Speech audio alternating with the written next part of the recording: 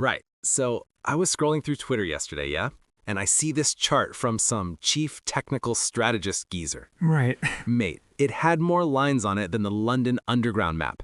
I mean, we're talking Fibonacci, Gann fans, Ichimoku clouds. It looked like a toddler had gone absolutely mad with a crayon set.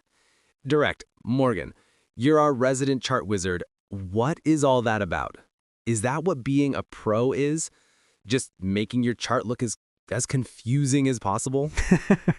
Allow it, man. Half of those accounts are just trying to look clever, aren't they? But you've actually hit on a proper point. Oh, yeah? The leap from a retail trader to a pro, it isn't about using more indicators or drawing more lines. That's the biggest myth in the game. It's almost the complete opposite. Go on then. School me. What's the secret? A direct line to the Illuminati? Close. It's about what you do with the information you have. The top tier guys, the ones doing their CMT level 3 qualification, Okay. they're not just looking at a Bitcoin chart in a vacuum. Their thinking starts with the least sexy topic imaginable, risk management. Risk management. You mean a stop loss, right? My risk management is just not telling my girl how much the portfolio is bleeding. Simple. Nah, bro. That's survival, not strategy. It's way deeper. See, a retail trader thinks risk begins and ends with a stop loss. A professional's thinking about position sizing before they even press the button. Right. They're constantly monitoring their portfolio heat. They're asking, if I put on this trade and my 3 other positions go south, what's my total drawdown? It's the boring maths that guarantees you're still at the table tomorrow. It's the business of not going broke. Okay, so it's about not being a degen who YOLOs his entire account on Doge Elon Mars. I get it. But it sounds a bit dry. Where's the adrenaline in that? The adrenaline isn't staying in the game long enough to actually make life-changing money. Yeah? Instead of just getting one lucky win and giving it all back. Look, think of it like this. Level 1 of a qualification like the CMT is learning the words, yeah? This is a moving average. Level 2 is learning the grammar. Here's how you use that moving average to spot a trend. But level 3, the pro level, is about writing the whole damn novel. Wow. It's about integration. Writing a novel.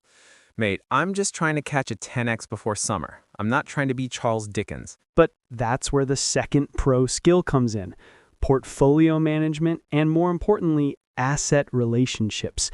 You're sat there staring at the 4-hour chart for an altcoin, absolutely gassed because it's breaking out.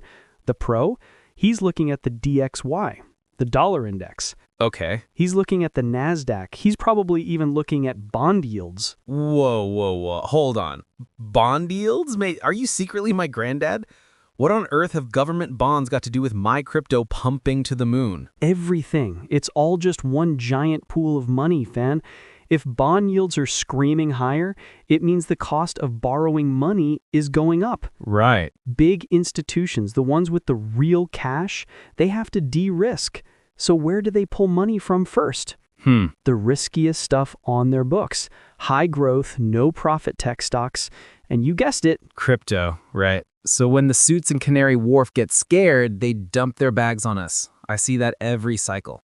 So asset relations is just a posh city boy term for everything is connected. Pretty much, but it's about systematically understanding how it's connected. Okay. And building a portfolio that doesn't fall off a cliff all at once.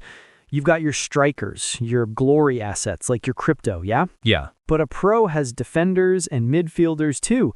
The pro analyst job is to build a balanced team, not just by 11 Mbappes.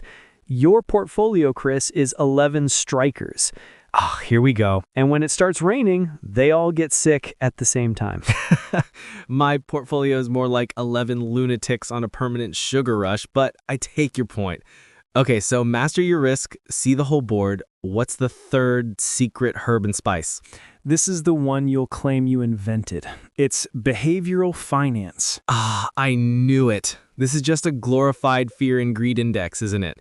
That, but with a 50,000-pound university degree attached. It's the science behind it. It's the study of why we, as humans, are irrational muppets when it comes to money. FOMO is a real quantifiable force. Panic selling is a predictable herd behavior. A pro analyst doesn't just feel it, Right. they model it. They're looking for measurable signs of peak euphoria or peak despair and building strategies to trade against that mass hysteria. They're basically a psychologist with a Bloomberg terminal. See, I do that already. My entire strategy for the last 3 years has been fading the rocket ship emojis on Twitter and buying when influencers post paragraphs about taking a break for their mental health. I'm a natural behavioral analyst. Send me my certificate in the post. The difference is, are you doing it systematically? Or just when you get a vibe? Can you prove that edge over 1,000 trades? The real pros are building quantified models based on this. They're backtesting it to see if it actually works. You're a vibe trader, Chris.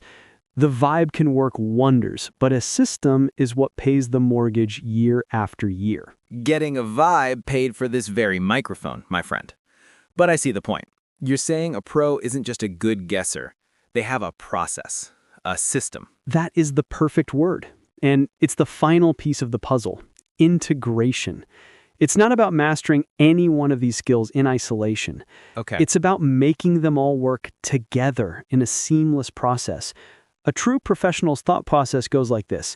Okay, market sentiment is at extreme fear. I see a potential reversal pattern on the S&P 500. This suggests the dollar might weaken, which is typically bullish for my Bitcoin position. Therefore, I will enter a trade here, but I will only risk 1% of my total capital on it, ensuring my total portfolio risk remains below 5%. See? It's a checklist. Yeah. It's a pilot's flight plan, not a prayer. Right. It's a business plan, not a punt at the bookies. It's less when moon and more what is the highest probability outcome based on my integrated system. Doesn't have the same ring to it, does it? It does when you're printing money consistently, not just screenshotting one lucky punt for Instagram. That's what separates the people who actually own the Lambo from the people who just rent one for the weekend. All right. You've half convinced me. There might be a bit more to this game than just drawing trend lines and shouting HODL. It's about being a proper business owner who just happens to click buttons in his boxers for a living. So, for everyone listening, whether you're a chart nerd in the making, Or you're a certified degen like my man Chris here, the best place to actually learn this stuff is by chopping it up with other traders who are in the trenches every day. That's why we've got the Big Short Club chat group. The link's down below, waiting for you. exactly. Now, get in the chat group and have a laugh with us. We want to know who you think is right. Is trading all about the system, or is there still room for the degen vibe? Now, here's a question we'd like you to think about. We've talked about the professional system, but every system has a weakness. What do you think is the biggest blind spot for a purely systematic, by-the-book technical analyst? We'll see you in the chat.